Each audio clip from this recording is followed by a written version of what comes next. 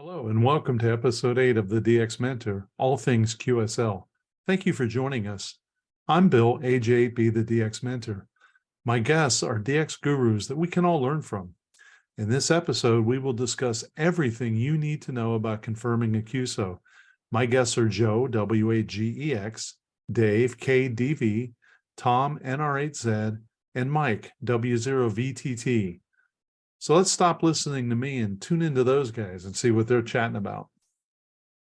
Counterclockwise on my screen, so that's how we're going to start. Joe, WAGEX, kick us off. Well, thank you and good evening, guys. And I'm probably the oldest one here tonight.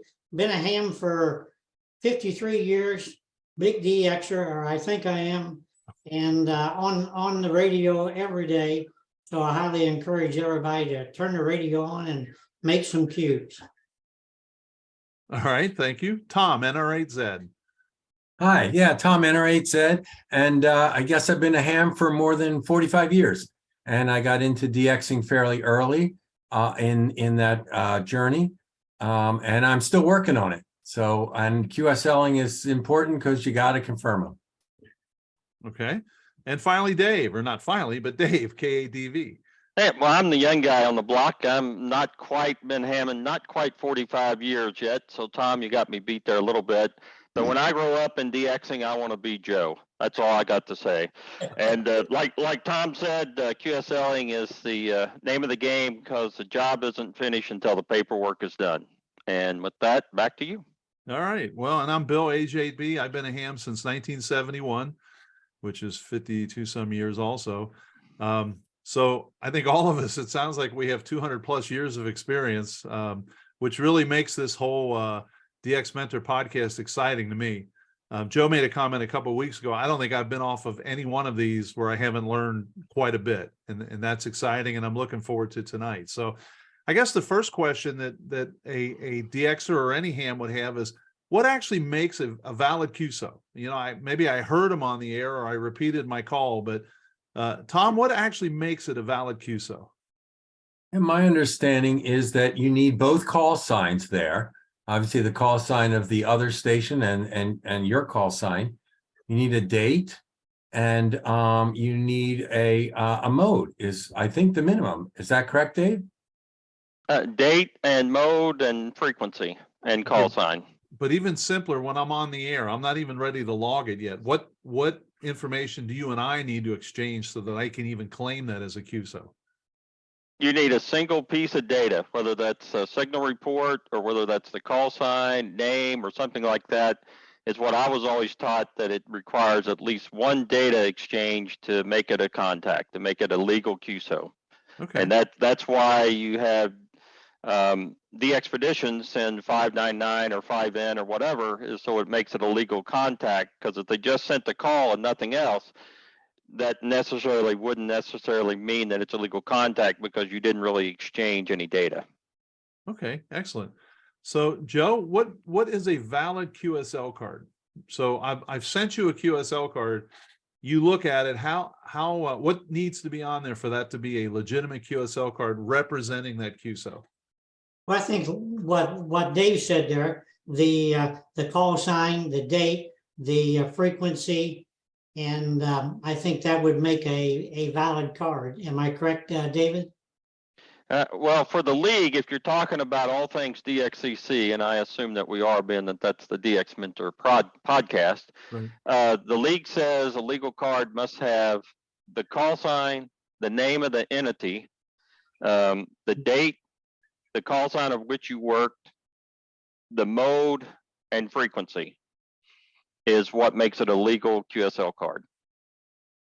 So you don't have to have, you don't even need your name on it. You don't need your shipping or mailing address, as long as it said United States of America, KDV, and then I had 2 radio, W8GEX, on March the 30th, 2023 at 2330 Zulu on 80 meters CW. That would be legal. But does the card need to be signed, Dave?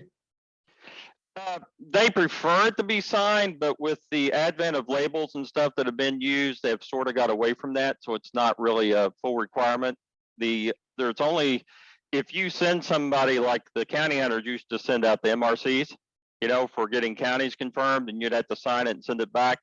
So if you send somebody something to confirm a QSO, because they don't have QSL cards, or they refuse to write it out, they said, if you send me something, then they would need to sign that and send it back to you to confirm that contact. That's the only time a signature would really be required. So like if you had, let's say you had something on EQSL and you didn't have it anywhere else confirmed, you could print that guy's QSL card out, mail it to him, he could sign it, mail it back to you, and that would be a legal card.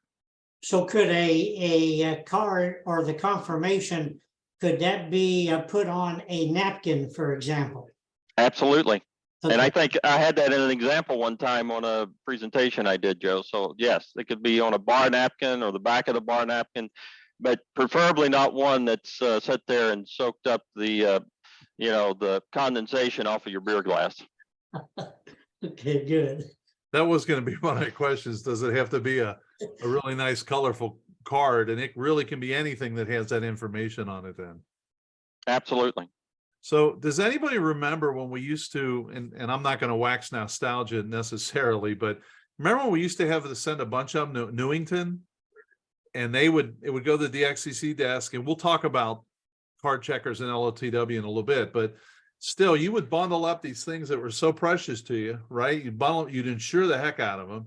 Although I don't know why, because if it was lost, I can't imagine I'd be able to recreate it, and you'd send it to them. And I can remember the first couple I sent in the mid 70s, I'd always seem to get one or two back that weren't valid. And I used to pull my hair out like, oh, how come I can read the date? You couldn't read the date. I can read the date. So I think in a lot of ways we've at least progressed, right? It's easier, it's more accurate, it's quicker. So and we'll touch on how that is. But I know there's a lot of horror stories about when people used to ship QSL cards all the way around the world. So Bill, you mentioned that. I was at the DX forum one time when Don Search was leading the desk, and someone stood up and brought up the fact that he had sent in a 5-band DXCC set of cards that had gotten lost. Oh, You should have heard the gasp in the room. You know, it was the worst scenario that anyone could imagine. A 5-band DXCC, 500 cards disappearing. wow. There's just no recovering that, right? gee. Yeah. So Joe, how many cards do you think you have? Quite a few. I can open the cover back there and show Well, you.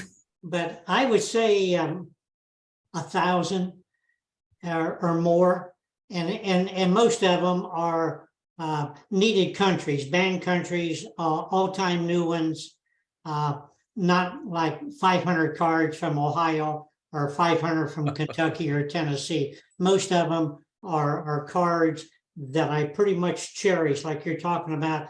I would not want to lose them. Although I have my awards now, and I guess I could lose them and be fine, but I really cherish those QSL cards. Coming from the old school, you know, we always look forward to that confirmation of that card. Tom, what do you think you have? I actually went and looked. I have them in these long boxes. I have about 4 feet. I didn't count them, but I have about 4 feet of cards and that's all just DX. I have a separate box with US cards. So yeah, there's quite a few, and they go a ways back. I mean, it's fun to look at some of the really old ones that are there. Dave, what do you think? Probably somewhere around 5,000, probably That's QSL what I would have cards. guessed. Yeah. You know, counting stateside and DX cards, you know, I've never counted them. You know, they're basically in a shoebox, if you would, 2 or 3, 4, 5, maybe a couple paper boxes full. So yeah. There's a lot. I have a J6/NR8Z card. Do you really? I do. Yes, I do. I hear those go for big money on eBay. They do. Well, you know, it's funny. I don't have any of those blanks left. I sent them all out. I ran out. So it's a limited commodity It's there. limited commodity. So we're talking about paper cards. And someone said it does get very expensive. So sometime, I don't know when, I'm going to say early 60s, it probably was before that. the ARL came up with this concept of an incoming and an outgoing QSL bureau, right? So, Dave, talk us through the outgoing bureau. The outgoing bureau, of course, is ran by the league, and you can bundle your cards up. And I forget what, there's a certain fee tied to it. I forget what that is. It's so much a pound or whatever. It might be like $5 a pound or $3 a pound. I can't remember. It's been too long since I sent a bundle of cards to the league, and they got to be in order by prefix, if I remember right. Uh-huh. And then you send them up to the outgoing bureau, and what they do is they sort them for all the other bureaus across the world and send them out in boxes with other folks' cards, other cards from other folks that are going to these same bureaus, to then be distributed to individual hams through that process. And the only fee associated with that is, of course, the fee you pay for the outgoing fee to the league. And then on the other end, the sorters and all that folks are all volunteers of how the folks get their cards. It's quite a complex operation when you think about it. It's basically a free postal service for QSL cards is what it amounts to. It's slow though, don't be in a hurry to get your card. About the best that I've seen ever in a bureau return's been about 6 months, and that's considered fast. Yeah, that's not common either. Yeah. I did a tour of a couple of years ago. I was in Newington and I got a tour of the ARL building, and the room where they're doing all the outgoing it's got cards everywhere. Because they're like basically filling a box up, say, to the German bureau. And when it gets filled, they ship it out. So there's just these boxes and cubby holes holding cards for various other country bureaus to go out. So essentially hams all over the US are independently sending their stuff to one collection point, and then they bundle them up and send them out. Correct. Okay. So, and then the only requirement for us is to pay that fee, as you said, and you have to be a league member. Right. Right. And if you were to look at the cost of the airmail or however else you'd want to have it delivered, that's a bargain. Yeah, because Right. if you figure it's $1.45 for a global stamp now for, a DX stamp, if you would, and the cost of an envelope and the cost of return postage, it's about, I figured it up, it's roughly about $4.73 per card to send them that way. So that's with the printing cost of your card, the nesting envelopes, and $3 for postage back, because it used to be $2, now it's almost $3 in most places, and $1.45 stamp out. So you figure $5 for. So that gets quite expensive really quick compared to I can spend $5 and send 100 cards through the bureau. Yeah, so it adds up quickly. They, Go ahead, Bill, Joe. on the dates on my bureau cards from last month, I had several from 2019. So Dave said that, the fastest is 6 months, and I certainly agree. But I get a lot of them that are several years old. Yep. Coming back. And that's the more common. Yes, I think so. So Tom, what about the other way? How do so all of these countries do the same thing? So, the German bureau, they send a whole bunch of US cards to Newington, and then how do they get distributed out to us then in the 8th call area, let's say?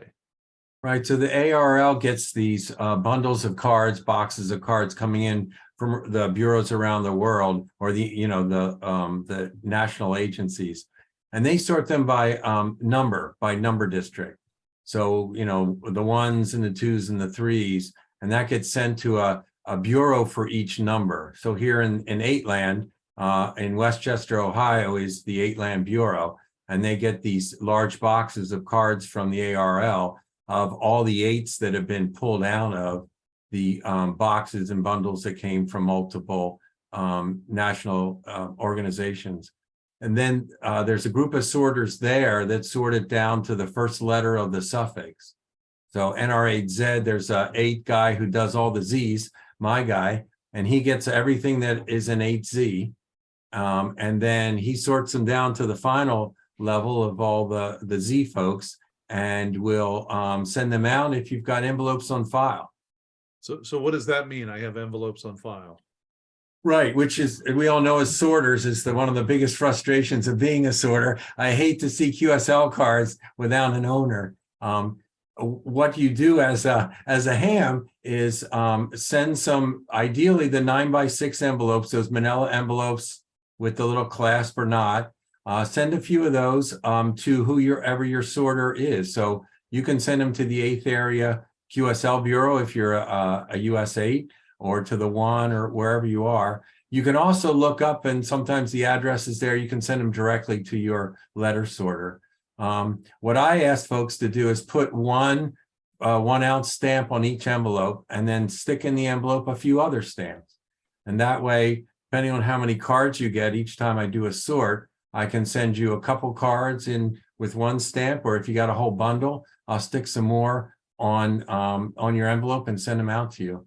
And then always make a note, when your last envelope is being sent out, it's a little note. I like to put a note in saying how many you have left along the way. Yeah. But that way, and you can just send me some new envelopes. And what letter do you do? I do the 8O. I have all the O's. And Dave, what do you do? Q. Q, and I'm the N sorter. And Joe had expressed an interest. He said the next letter that comes up, he'd like to be that sorter. So we'll have to. And if anyone's listening, he could do the Z's. Yes. If for those of you listening, if you don't have cards on file with the Bureau, please do so. And I will tell you, one of the more gratifying things is when you get a little note from someone that says, boy, I just love getting these cards and I appreciate all you do. That goes a long way, because there's some amount of time involved in this. It isn't like, oh, I just got a box of cards and I just got a huge box. So I've probably already spent 4 hours and I've barely made a dent in it, and you end up sorting them, and it's really interesting, but it's a lot of work. So, but it turns out that's not the only way to get cards, right? I can send them through the ARL Bureau, but Joe, sometimes I'll see on QRZ, or I'll talk to a ham and they'll just say something like QSL via my manager. So what does that mean? Well, the manager, I've never really had one on all the DXpeditions I had. I pretty much just did it by hand. But a manager will take your logs, and you will, the DXpedition or the individual will have the cards printed, send them to the manager. The manager, when he receives a card, he'll go down through the log to be sure that you're in the log. He'll take one of the cards that he has, a blank card, fill it out, and send it back to you, or he may send it through the Bureau. And it's pretty, and how do I find out about managers? There's a list of them. Okay.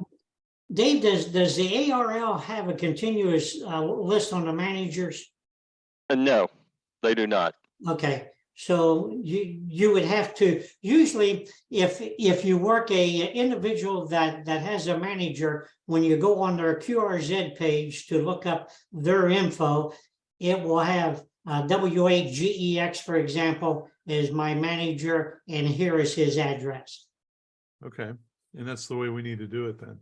Yes. Right. So one of the things I'd never heard of, and I was a ham probably 30 years before I had never heard of this, is a QSL card service. And I was attending the Ohio State Convention where this KADV guy was giving this pitch about QSLing, and he talked about a QSL card service. So Dave, what is that something we still use? And I guess what was it? And then how does it fit in today's environment? Well, years ago, there was a gentleman, he was in Texas. I think he has since retired from the service. But if you had a stubborn card that you were trying to get and you just were not having any luck, and I had this with an XX9 card from a cow I was trying to get, when you get above 300, every one of them is like gold, right? So, Yep. And I wanted that card because the only one I'd worked to that point, and I'm like, and so I'd sent the guy a couple of different times to his manager, no response, no response, no response. And I said, you know what? I'm going to try this service. I'd found it online. I'd never used it before. I had no experience with it. And I read about what he said. He said, okay, you send me an envelope with your return address and stuff on it, your card that's made out to the DX station, and $5 bill. I said, well, look, that's no more expensive than what I've already sent to this guy twice. So what do I got to lose? So I bundled it all up. I put it all in the package. I sent it to the guy, and about 30 days later, I got the card direct back from the guy. So I don't know whether it's like the guy runs like like it's a small QSL bureau type thing, where maybe he has 4, 5, 6 cards or something that are all going to this same guy. And then he does like an express mail to the guy and gets all these cards back, and then puts them in individual envelopes and mails them back, and maybe keeps $1 of the $5 from each person for himself. I don't know how that, but I didn't care, right? I only care that I got my card, and, and like I said, it counted and I was good and I was ready to go. But I'm not so sure that that service is still in effect. Like I said, it was WF5E, I believe it was, that ran that service at first, and then it transferred to a K3, and I can't remember the guy's call sign now. It's been too long, but it worked. And if I had another stubborn card and that guy was still doing that, I would definitely use that service again. Wow. Okay. I wonder what he does. Yeah, I don't know what the secret sauce is. And I'm like, okay, it's probably really none of my business. I just know that I got my card. Yeah. Yeah. I should try that for my P5 card, maybe. So one of the things that we had Bernie W3UR on several podcasts ago, and on his website, the Daily DX, you can get QSL routes. So Joe, exactly, is that the same as the manager, or what does that mean? Yes, I think on those QSL routes that he has built, some of it could be listing the manager, or it could be listing someone else that is doing the QSLing for the DX station. It could be a individual in another country, maybe one of his buddies, but you would send that person the card, and the DX station pretty much is out of the whole picture. He is not doing anything with the cards. He either has a manager or a individual that's doing it. And I've had good luck with all those scenarios. Yeah, I've had, there was a couple guys I've worked, and the only ones that come to mind are a few Japanese, where I put like $2 or something in an envelope to cover and they've actually sent $1 back. And yes. I thought, that's pretty decent. They didn't need the 2, they only needed 1, and they sent that back. So that was pretty cool. But go ahead, Joe. Bill, what I do today, guys, if I really need a card, of course I put a self-addressed stamped envelope and all that, and I'll put in $5. And that sounds like a lot of money, but in today's world, $5 does not really go very far. So I'm very, very successful in getting cards back when I send that $5. I've worked you 20 or 30 times. If you want QSLs, send me the $5. No, I'm thinking the other way. But talking about mailing, Tom, I know one of the topics that for a long time I used to buy stamps from other countries. There was a service you could buy stamps from other countries, right? Can you maybe talk about that and IRCs together? Sure. Yeah, there was a guy in Flemington, New Jersey, who used to do the stamps. That wasn't far from where I grew up, so it was easy for me to get stamps back then. Bill Plum. That's Sorry? it. Bill Plum. Yep, that's right. That's right. That's right. Yeah, so obviously the other station shouldn't be put out to try and send you their card back. So you've got to send them your card. Obviously, that has to be in an envelope. And then you need to send them an envelope to come back to you, as well as some way to cover the postage of doing that. For international, some time ago, I picked up those nesting envelopes. It's 2 bundles of airmail envelopes, one slightly larger than the other. And so your self-addressed envelope to come back to you is the smaller one, and you just fill that out, slip it inside. And then the question is, how do you put something into the DX station's hands to cover the postage to come back? You'll see some people talk about green stamps, which means dollar bills. Put one or two, three, up to $5 bills in there to cover postage to come back. There was a bit of an antiquated system called international reply coupons. I don't think very many folks are willing to use those, but you went to your post office and you bought this slip of paper that was good for, a half an ounce of international airmail anywhere in the world. And you would put that in with it, and then the other ham could go to their post office, exchange those slips of paper for stamps, and then send it back to you. In my experience, I had a few bad experiences where it just didn't work. Local post offices didn't know which side of the piece of paper to stamp. And I remember sending ones to, can't remember the call sign, but on Pitcairn Island. And he was nice enough. He wrote me a nice note saying, this is how you really do it. And he sent my useless IRCs back. Well, that was good that he did that. Yeah. So when you're talking about the international envelopes, so the ones with the red and blue, like hash along the edge, and it says, via airmail, and it There says we in go. French. There you go. yeah. Yeah. So that's my next question personally. Do y'all still put airmail? Do you indicate that on the letter somehow, or does the post office just assume it's going to France, so it's got to go airmail? I think they just assume that everything is airmail today. I personally don't do that. I don't have the envelope that Dave just showed us. I just put them in a number 10 envelope and a number 6.5 return. And I think it just all goes, by airmail today rather than boat. So when you're all preparing these envelopes, you've got a second envelope, a QSL card, and maybe a few dollars. Is there anything else special you do to the envelope? You just put the information on the outside and mail it? Yes, Well, that's all I do.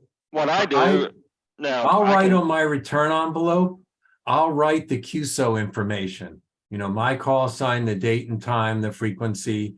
And because I've heard that some DX managers, QSL managers, they'll take that thing apart and it gets separated. And it's easier if the envelope is what they need to know to stick a new card in for you. So with what Tom just said, right here, like in the crease of the return envelope, right here in this crease, I'll usually write KDV, QSO date, and the frequency and mode and all that right across the inside of this.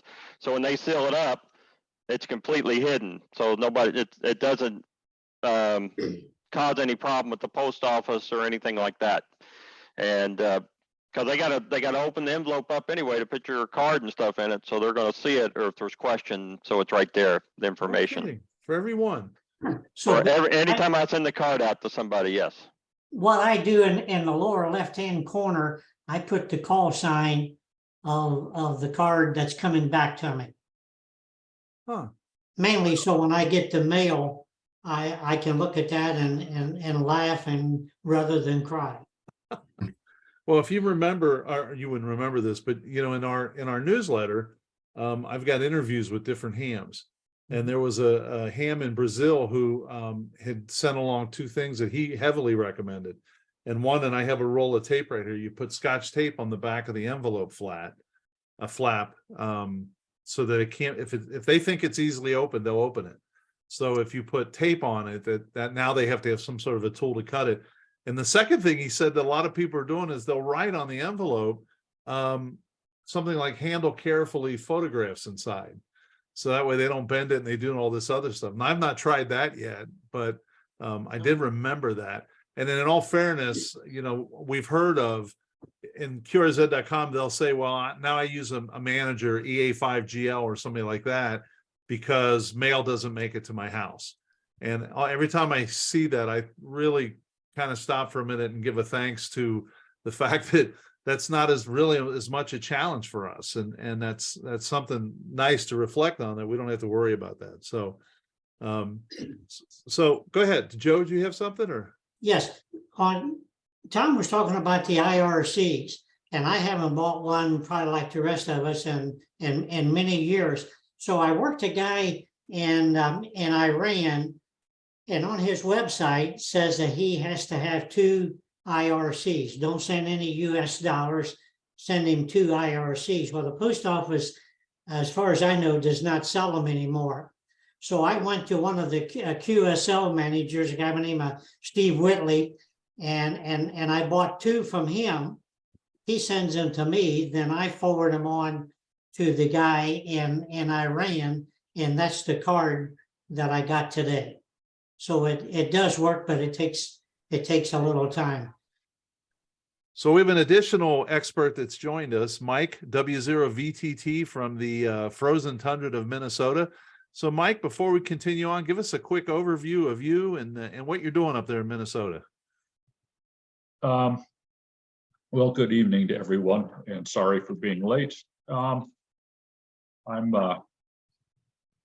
What do I do? I'm retired, so I have lots of time to play radio and chase DX.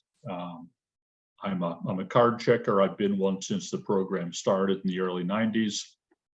I'm a QSL manager right now. I manage for 3 stations, EY8MM, EY8ZE, VP6MW. In the past, I was a manager for TL8DV and DU/W1DV. And I'm on the DX advisory committee. So I'm kind of a geek about QSL cards.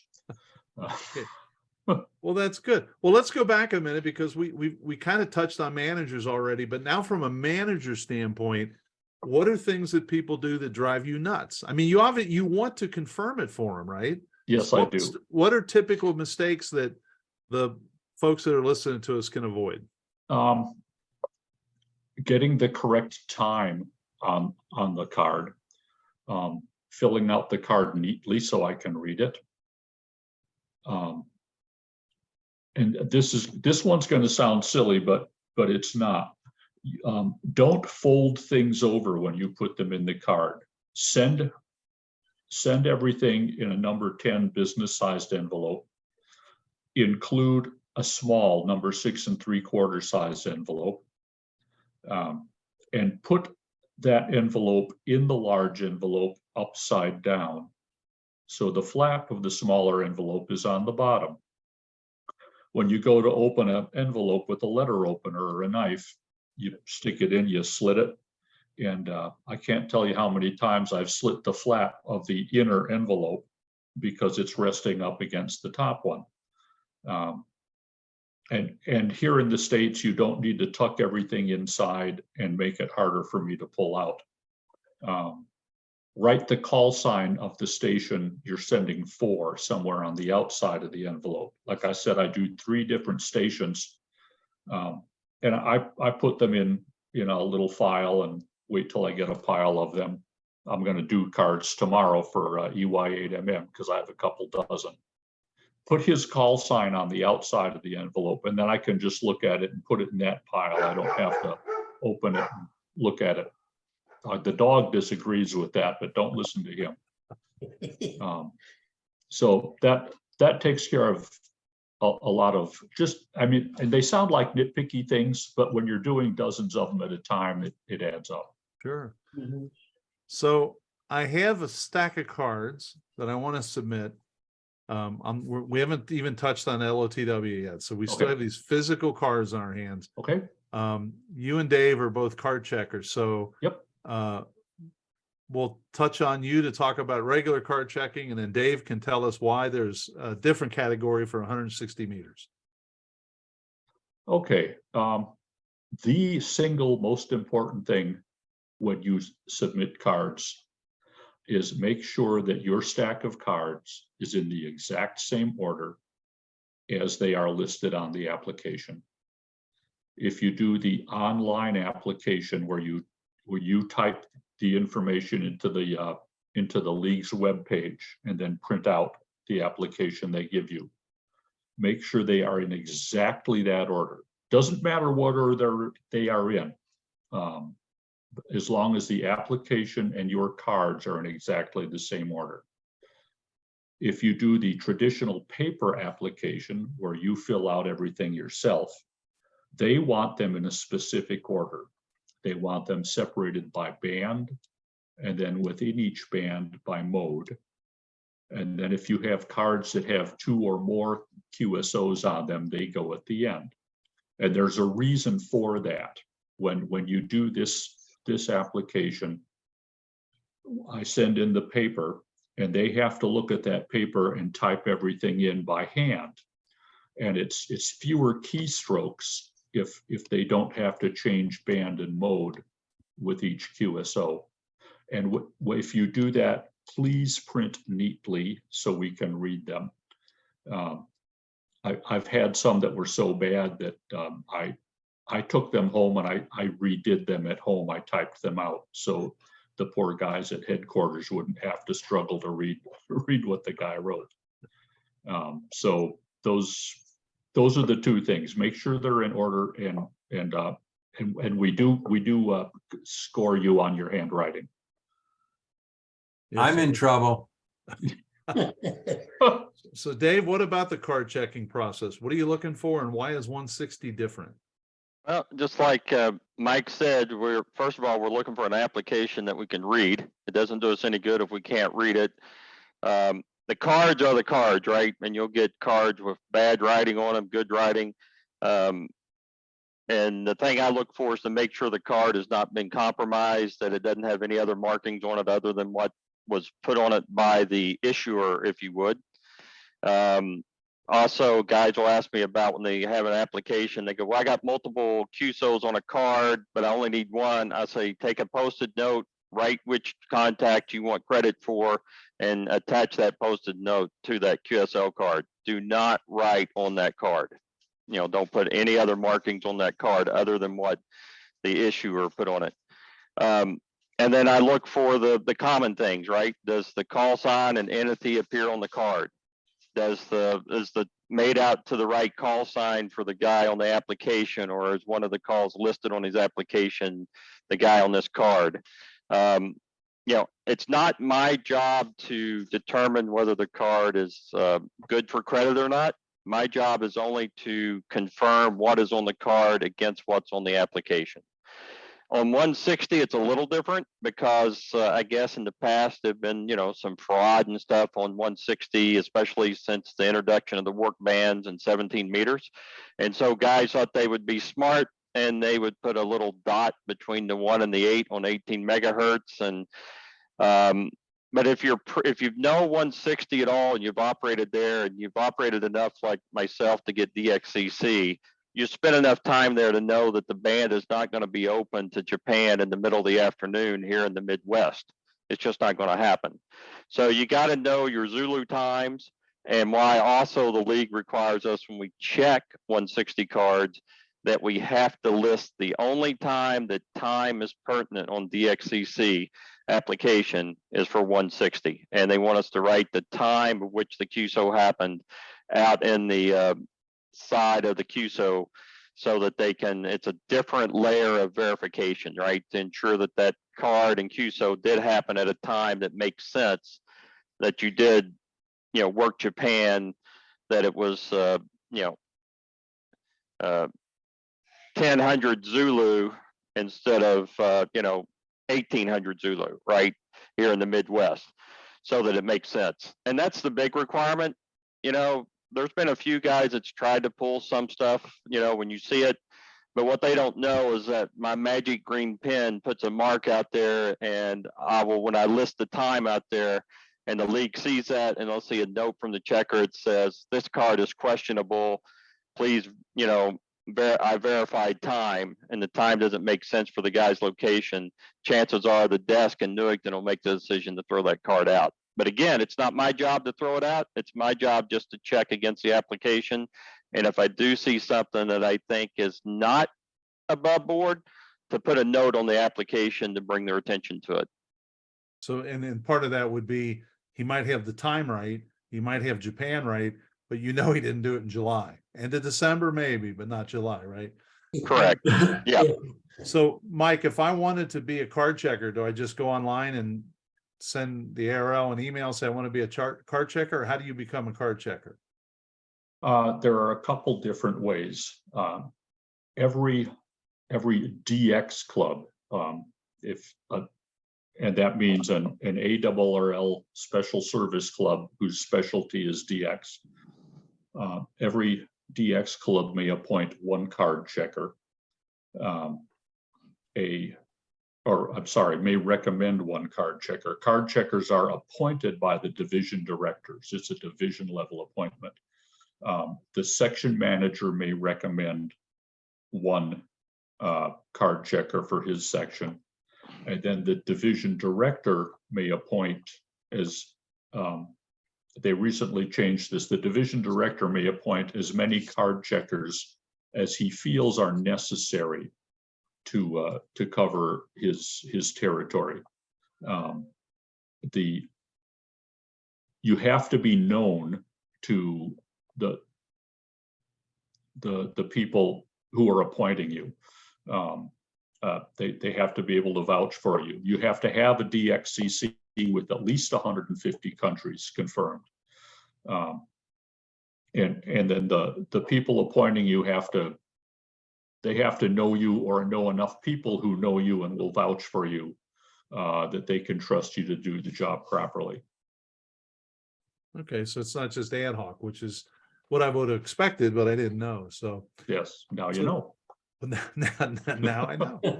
So switching gears a little bit, Joe, you use QRZ.com as much as anybody, right? So that I know. So that's a very robust website.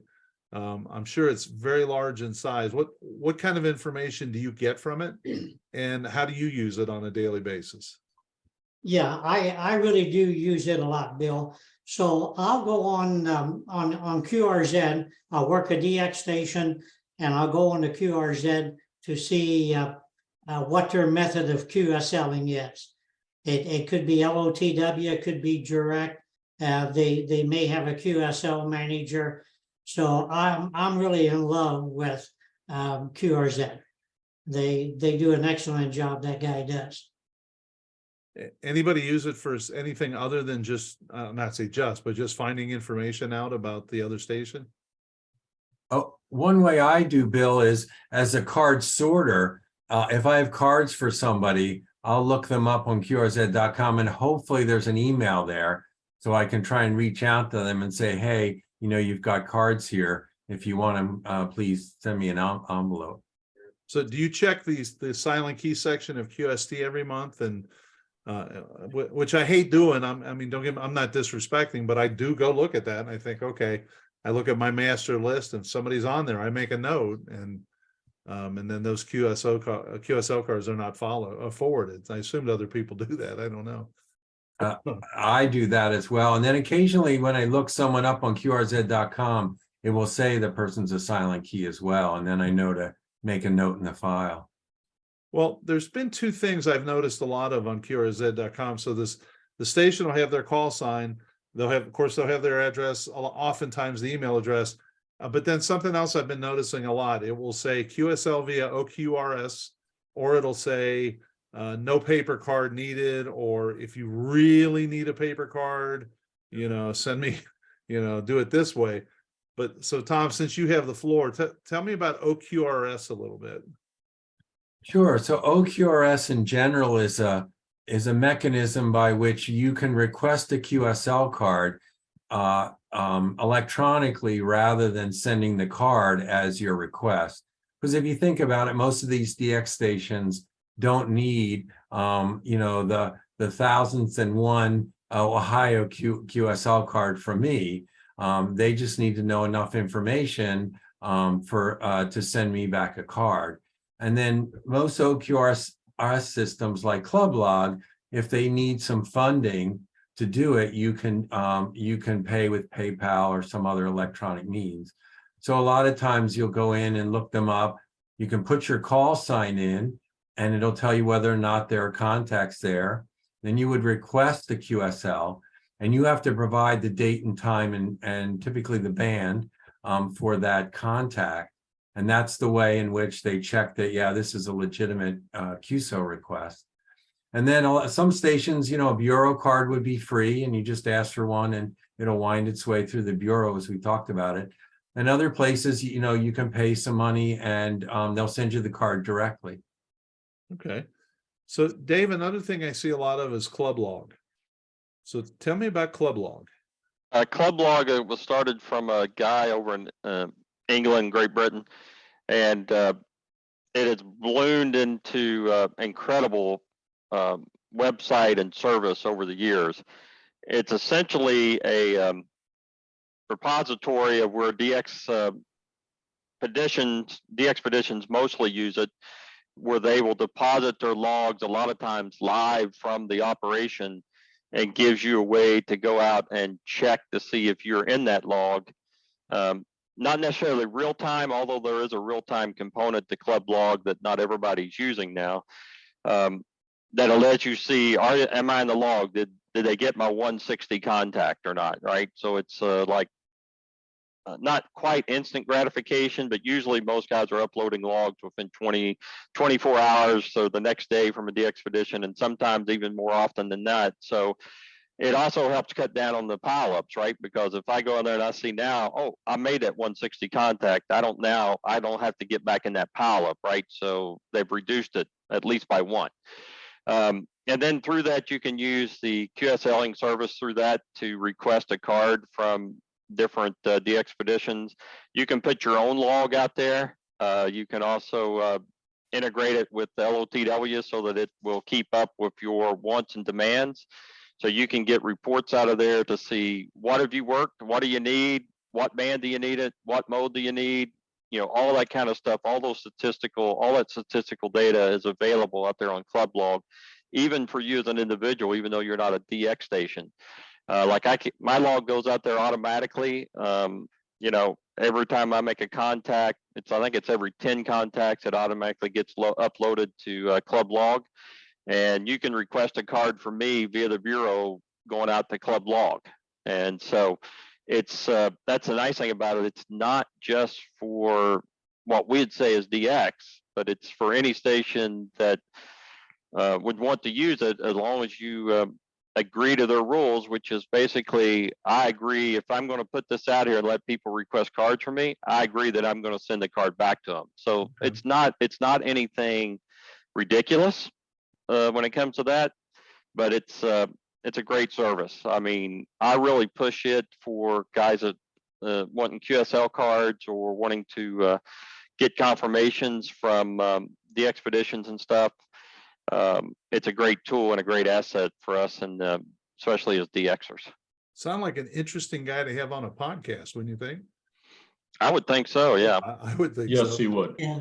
So if I remember, there's like a matrix. I can look at my DXCC matrix and I can see that I'll look at your wall there. SV9, I have worked on 20 meters, but not confirmed. I can actually click on that W and it will then open up the information I need to get a QSL card back to go through the process. So it really is a great user interface of tracking your DX and trying to work it. Mike, are you familiar with the real-time part of Club Log? And if so, what do you think of it? I am. There are some good things. I think there are also some bad things about it. It actually has the potential, and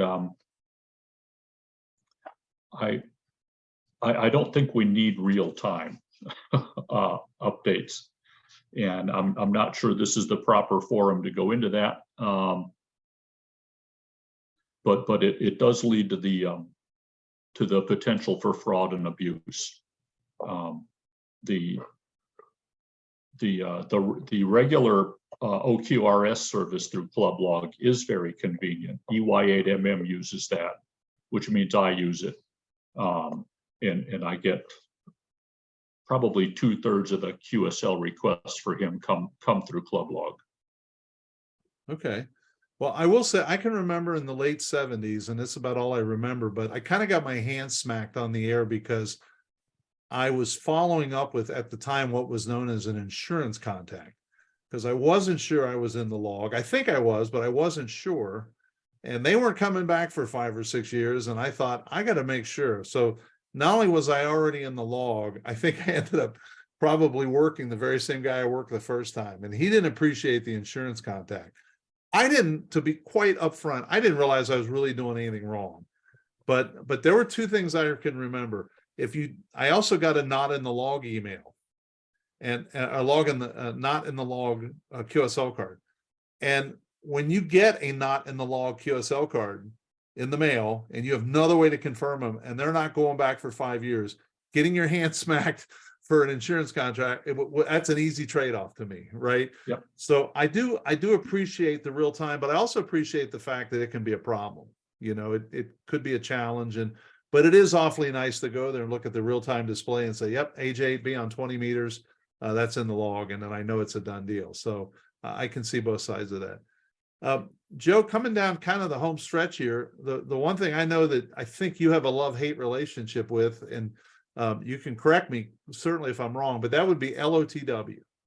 Because I know over time you've thought LoTW is a little bit hard to get into and set up, et cetera.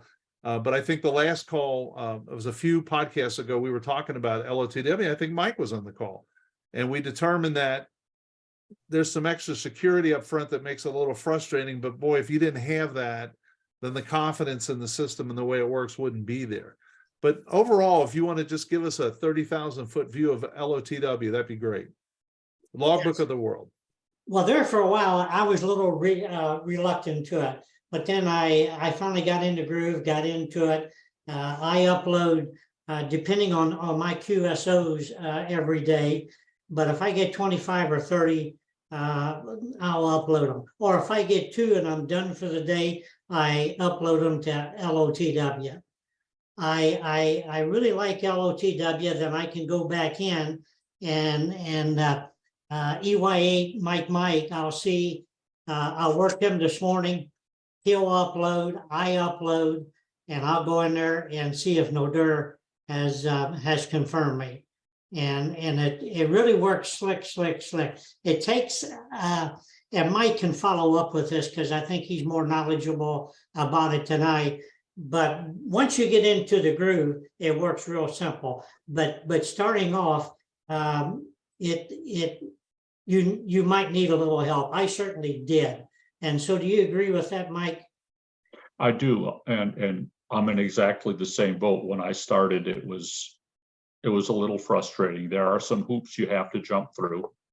I didn't upload very often, so I couldn't remember the steps. Now I do it about once a week, and I use a very old and out-of-date, antiquated logging program that is not integrated.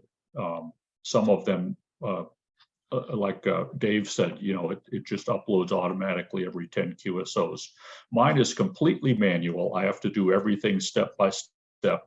It takes a whole minute. Actually, it takes less than a minute to export the log file, open up TQSL, sign it and upload it, and I'm done. So it's definitely worth the fuss and bother of getting set up. Because if you get a confirmation there, that's just as good as a paper card, and it's already in Newington. You don't have to get it checked or mailed in. So I think right now at least half of my new QSOs are confirmed on Logbook of the World. Mm-hmm. So no stamps, no envelopes. There they are. Okay. Well, so one of the questions I have, it's a trivia question, I guess. True or false? You have to be a member of the league to use LoTW. No, you do not. No, everyone's saying no. That's correct. And I've always been a member, so I didn't think about it, but I just assumed you had to be. So if you're not a member and you're still tuning in with us here, I hope you would create an account and you can at least upload your Qs up there so that other people can take advantage of it, right? So that's one of the best things. Tom, if you had an opportunity to do any certificate or award claiming using LoTW, and if so, how easy was that? Yeah, I have, and it is pretty easy. And I would agree, getting on it initially is hard. Everything else seems to be straightforward. In fact, I just had to renew my certificate. I thought, oh, here we go. And boy, it was quick and easy. But when you go into LoTW, right there, you can see a matrix of everything that's already been verified by the ARRL. So any awards you already have are there. Any awards you're working towards. I'm still working towards DXCC on the work bands, and I can see right there how many I already have credit for and how many are sitting in LoTW, just waiting till I process them in an application. So what you do is essentially the matrix is there's a column of all your LoTW confirmations that are waiting to be applied to an award. You either pick that award, you just pick all of them. Like if you're interested in challenge, you can just pick them all and you basically process them automatically into an application, make the application. You do have to pay for each contact that you're getting verified, but it's really pennies per contact, and do the application all online. And then basically you get an email, and next thing you know, you've gotten all that, whether it's a new certificate or just some more countries towards a band or a mode DXCC, it just shows up. Well, and that brings me to a question that I wasn't sure would come up tonight, but my logging software Monday night said, hey, your TQSL file needs to be updated. So I said, yeah, go ahead and do it. I've heard nothing back yet. How long should it take? You know, probably mine did already that done. on a Sunday. And so I clicked, I went into TQSL and said, you know, renew my certificate. And I got it. I think it was an automated email saying we got your request. And Monday I had my new certificate, which I imported, and I'm good for 3 more years. Wow. So What maybe you did you got say, lost, Mike? Bill.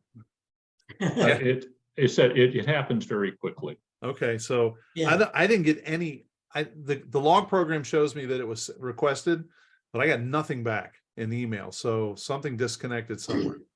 So I'll Go have to in, look did you into go into look in TQSL it. Says about the in status? there it and says request? it's been requested. Oh, Yeah, it's kind of weird. So Better- Dave, have you had experience using it? I mean, I know we're mostly talking about DX, but I know you can also apply for WPX, WAS, VUCC. There's a number of different things.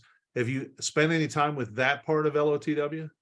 Yeah, I've made numerous requests, of course, for WAS, stuff of that outside of and of course, DXCC is a given, right? Because that's what we're talking about. So lots of DXCC applications, a number of WAS applications.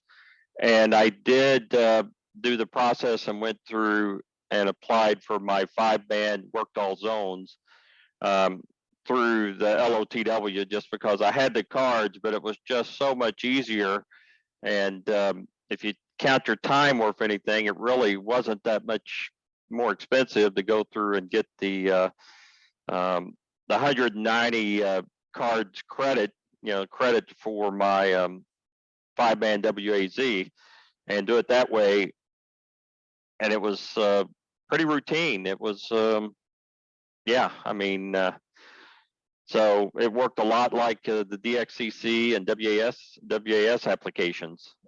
Other than you had an outside component, once you did that, you had to contact the CQ worked all zones manager, Jose, and then he would go back and forth and figure out what you actually owed CQ magazine for the application. But the processing part for the getting credits for the QSOs and applying the credits towards each of the QSOs for WAZ work almost identical to that as what DXCC or WAS does. Okay. It was a pretty easy format. All right. Well, what I'd like to do is I've seen all of you have been making notes of some sort or another as we've been going on. So I'm going to take one more pass through, and we've covered a lot already, but I'll make an offer to those folks that are listening. The first batch of cards I took over to Dave, KDV, to have him check. I noticed that on his computer monitor, he had QSL cards rolling by, some of his DX cards. And that struck me as a really smart thing to do, because I love QSL cards. And I went through the route of putting them up on the wall. And, by the time you put thumbtacks and staples and tape, you start peeling them off and then they're destroyed. And well, that defeated the purpose. Then I did the plastic jackets, but I don't make that much money where I can display that many things in plastic jackets. So I saw what Dave did, and it was like, I'll bet I could take a Raspberry Pi and just load these things up and let it display on a monitor or something, or do it in on my screensaver. So anybody that's interested, I did do a project. I think I have about 2,300 QSL cards I've scanned in that are all exotic. So they're not just my plain card, but it's you know, a cheetah about to jump on Joe or something like that, Yeah. where they would be of interest. And I can't tell you how many people have been in my office and said, oh, wow, look at that screensaver. Oh, well, let me tell you what that is. So if anybody's interested, drop me a note. I mean, it's free. I would send you the article, but drop me a note at ajb@arl.net. I'll be happy to send it to you. But thanks to Dave for that. That was just a great idea I'd never thought of. And as soon as I saw it, everything kind of clicked. So Joe, I'll start with you. Any final comments, questions, or on any topic we've covered tonight? Because it's been very, very broad. No, not really. I'm very happy to be part of it. I thought we went through it very thoroughly. And no, I'm good podcast. Let's do it again. Yeah, and you're ready to order another 1,000 cards and start sending them out, right? There you go. Yeah. Okay, Tom, Exactly. NR8Z. Yeah, let me start off with my plea to everyone. If you work DX, please get an envelope on file with your card sorter, because they probably have cards for you, and they're just going to waste. The thing I like about physical QSL cards, which I miss a little bit with Logbook of the World, I mean, I love the convenience of it, but those cards are my ham radio journey, and it's fun to look at old cards and more recent cards and to see what I've done in terms of DX. What was the old expression that they used to put on QSL cards? The final courtesy of the QSO is the QSL. Remember that? That's exactly right. Yeah. So Dave, you had mentioned earlier that you had some notes and some analysis you did. If you want to share that or anything else on your mind, please do so. Well, I was just going to, and we may end up having to do another podcast about actually getting into the whole process and paper applications versus LoTW applications and DXCC and all of that. But I didn't know how deep we were going to go tonight, so I just did some quick analysis. And assuming that if we had 10 cards that we wanted to get checked by a checker to go towards our totals for DXCC. So this is just, an application we're just adding to our totals, right? It's not a new award or anything like that. So we got all 10 of our cards through a foreign manager. So as I said earlier, I figured up it was about $5 a shot by the time you got your cards printed, you bought the nesting envelopes, you bought the postage, and $3 inside the envelope to get your card back from the DXC station. So right there, you've got $50 in your 10 cards. Then your application fee for paper is $16.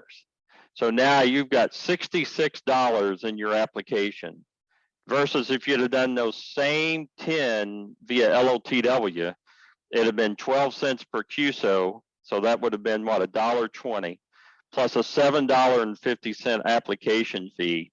So you'd have been, what is that comes out to, $8.70 roughly.